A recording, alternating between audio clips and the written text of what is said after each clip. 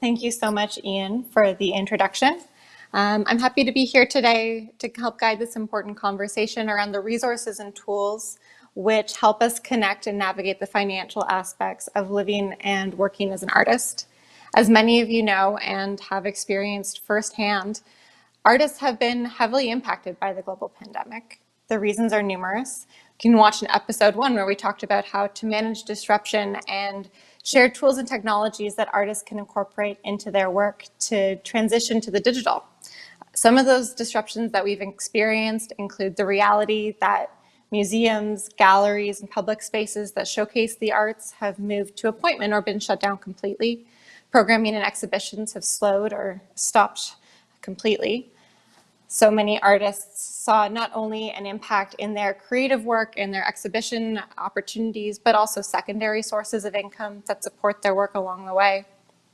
And thirdly, there's been a huge impact for the opportunities of how artists come together and build community, share work, share resources, and create opportunity for dialogue and support. So in today's conversation, I am so looking forward to discussing what resources are available to help keep rebuilding and connecting in this current moment. I'd love to welcome our panelists who will use their experiences to share the resources and tools to help you navigate this uncertain time.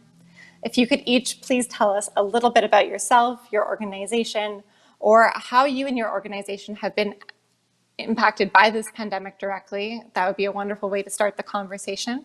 I'm going to start with Dominique Grant. If you can give a little bit more information about yourself, it'd be much appreciated. Hi, everyone. My name is Dominique Grant. I'm a singer-songwriter, content creator, and media personality. I also run an organization / an initiative called the CAF program, which helps children in not-for-profit housing gain access to everything from professional development, technology, and different tools that will ensure that they're not forgotten during the digital divide.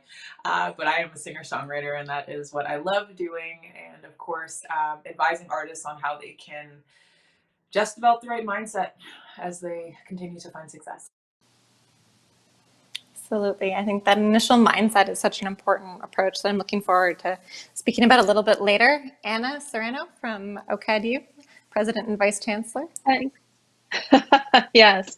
Hello, everyone. Lovely to see you. You know, it's really speaks to me this how important the conversation is around supports for everyone, and in particular artists and emerging artists. As you said, I'm the newly appointed president and vice chancellor of OCAD University. So a lot of my focus in terms of how we're supporting emerging artists is obviously focused on the artists who are part of OCAD, of our OCAD community, our students, undergraduate and graduate alike. But I do want to share that one of the things that has struck me upon taking this position in July is just how resilient and important creativity has been to our particular community, and I'm sure it's the same in other artistic communities out there. When I first came on board, the first thing that I noticed is how much our faculty many of our faculty redesigned their coursework in order to allow the students in their classes really to make meaning out of the circumstance that they find themselves in. So as a result, a lot of the stuff that's coming out of OCAD right now are exhibitions and curated works across a variety of media and platforms that speak to the experience of what it's like to live through these times. And I think it's not just about using what's around you as context for your art and how to make meaning through your art, but it also becomes a therapeutic process, I think, for many artists who have decided to give themselves over to their medium as a way to make sense of their current context. So I'd love to talk more about how that type of supporting that type of expression and encouraging that is really critical at this time. Amazing. Thanks, Anna. I have to say, I spent a little bit of time online. There's a digital GradX version that's out there, and it was just so wonderful to reconnect with artists who are clearly reflecting on what it means to have community in this moment, to make work, and the tactility of it. And it was, I think, exactly what you were speaking to. It was really grounding and connecting in a really positive way. And then Lisa, Director, Arts Unite, Artscape, maybe a brief introduction as well. Sure. Thank you so much, Corey. And it's so nice to be here and meet everybody and be on the panel today. So as mentioned, I'm the director of Arts United Artscape, and Artscape works in making space for creativity and transforming communities in the area specifically of creative placemaking. You know, a lot of the things that we focus on are really about there's a relationship between thriving artists and thriving communities, and we work at that intersection. And while Artscape is, you know, has a large portfolio of real estate properties catering to the artistic community, my role is actually really focused on programs and services. And so that's where I'm working at Artscape, connecting artists and creatives to communities, providing support for creatives to empower and grow their practice. Amazing. Well, I'm really looking forward to kind of diving into more of the perspectives that you bring in the conversation. I know we have a lot of ground to cover. The conversation is going to be broken up into 3 parts. First, we're going to talk about the learnings on where emerging artists need support right now. Then we'll hear about some of the tangible tools and resources that can help artists apply to their own situations and support them. And then we'll also discuss what's going to carry us forward, the areas of opportunity, and how artists can begin planning 2021. It's here. So how do we start that and approach the year ahead? Dominique, I'd love to start with you. What were some of the spaces that you find artists need to look at in order to find support early on in their careers? Where should emerging artists be looking in this moment? And where did you start? Yeah, that's a great question. I think my answer might be a little different, but I actually had to start with my mindset and really getting out of my own way. I think that there are abundant pools of resources in particular places that sometimes people aren't fully aware of. So I think that the first place that artists can really start, and where I started, was by really looking at my mindset and looking at how I could start thinking about myself as an artist and an entrepreneur. And I think that oftentimes we separate the two terms because artists are told that they're not fully supposed to understand the business side of their careers. And it's actually one of the most important things that you have to understand because you are, you know, the captain of your own ship. So I guess a tangible tip that I would say in order to begin that process would be to really look at the relationship that you have to believing that you can actually get the opportunities that are coming your way. A lot of people are unaware that Canada is one of the few countries that actually has access to grant funding. So if you're not tapping into it, it means that there's literally money on the table for you that you're not thinking about. So the first step that you really want to take is to go to one of these websites. It's to look at the different programs that they have and to find the ones that really work underneath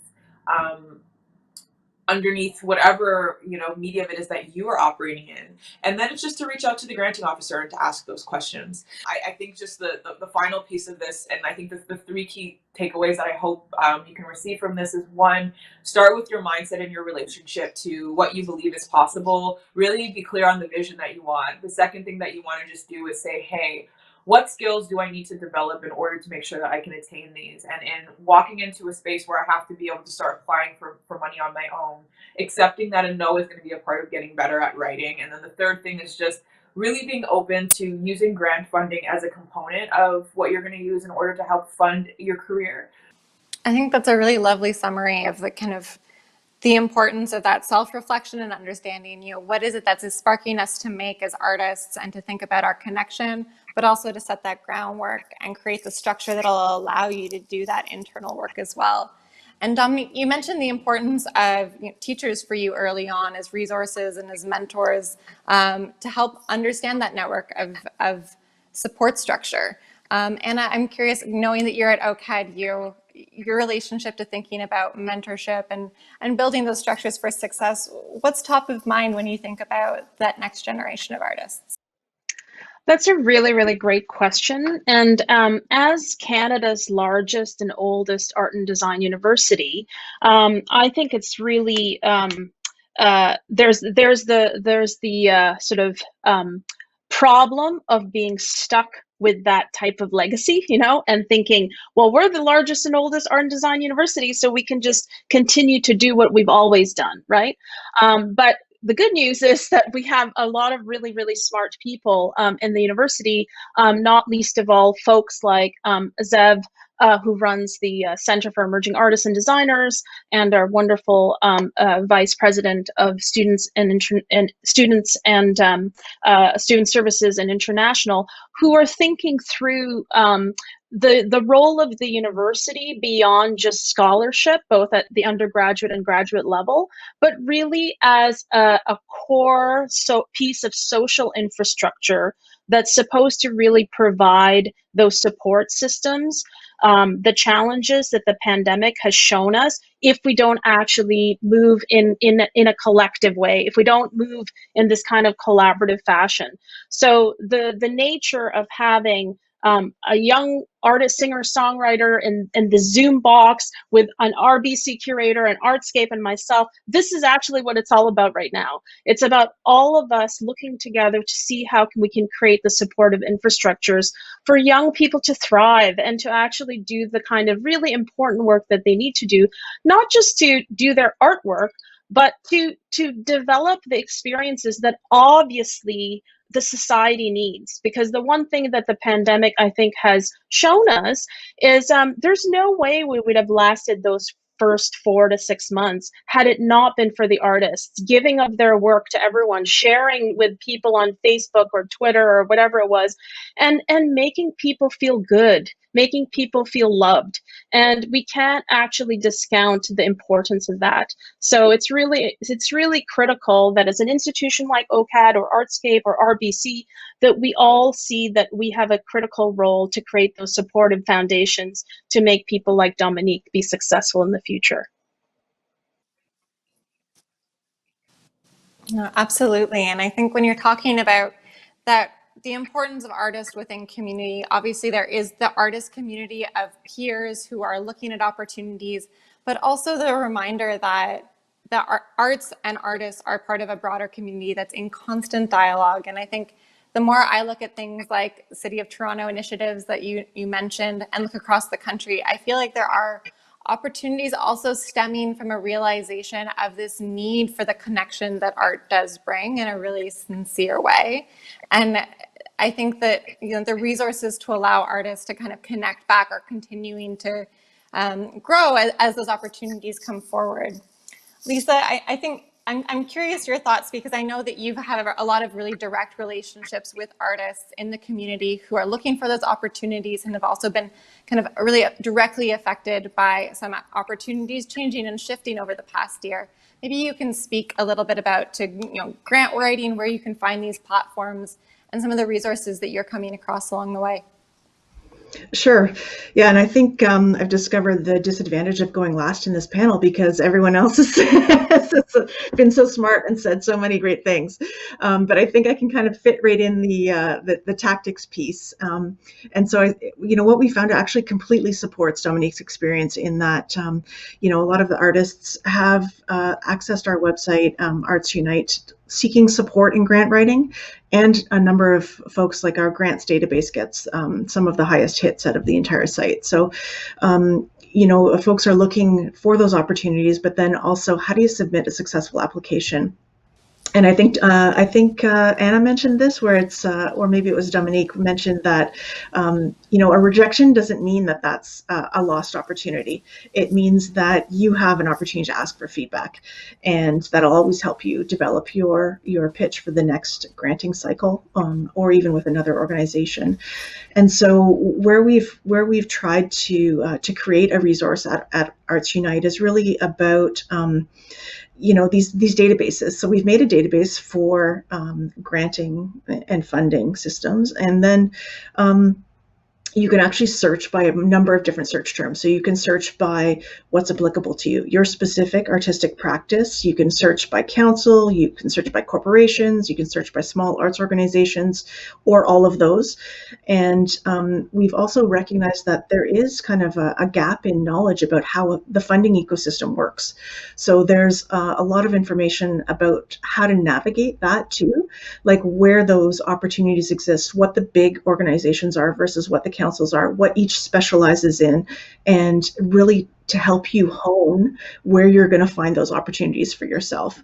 And then we've added in kind of like tips and tricks, interviews, a little bit of math to help you assess your chances of success, visual webinar guides. And so really I would, kind of encourage anyone to look at these resources and see what's available and what would be best applicable to you.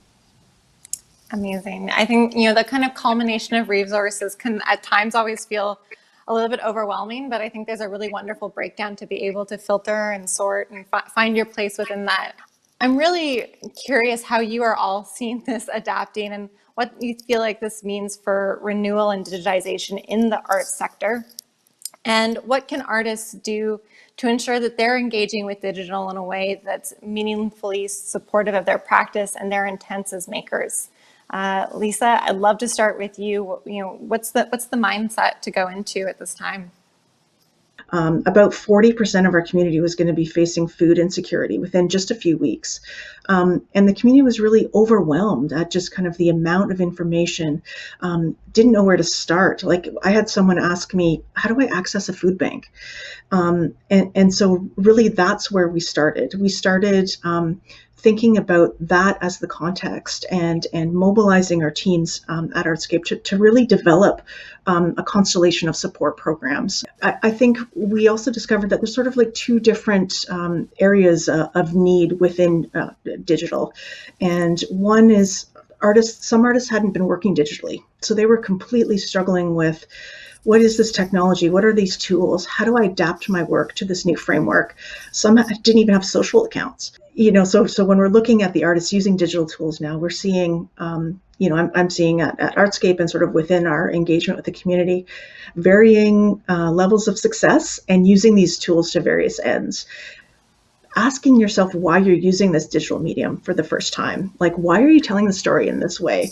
And you can't answer COVID because that's a cop-out. It has to be, intentional use of the digital medium, how it enhances impact, and really critically examining these tools. And so we're trying to tease out some of that dialogue in our content on the site, and also kind of in our conversations and interactions with our community. Yeah. So it's kind of where I'm thinking. Yeah. Absolutely. And, I think this actually kind of makes me think about, Anna, what you were saying early on about how your faculty have shifted to digital, how your students are shifting to different platforms, and the conversations around what making means right now have shifted along with that. What are your thoughts around this push in mediums, understanding that you work with faculty and students that have very different material approaches to making?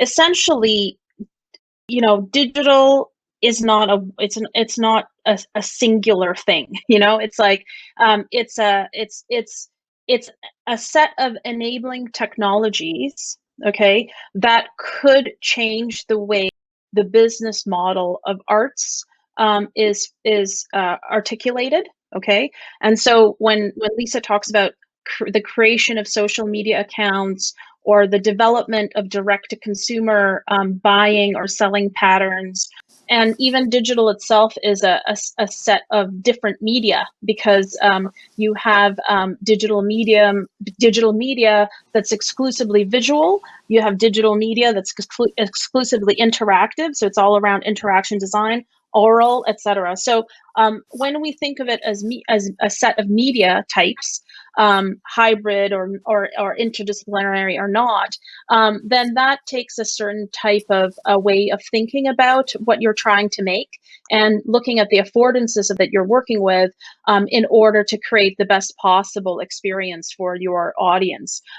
So I do think that in the case of the Canada Council response to the digital strategy fund that they're talking about, because I was part of the committee that put together the digital strategy fund, I can speak a little bit about what were the intentions to begin with.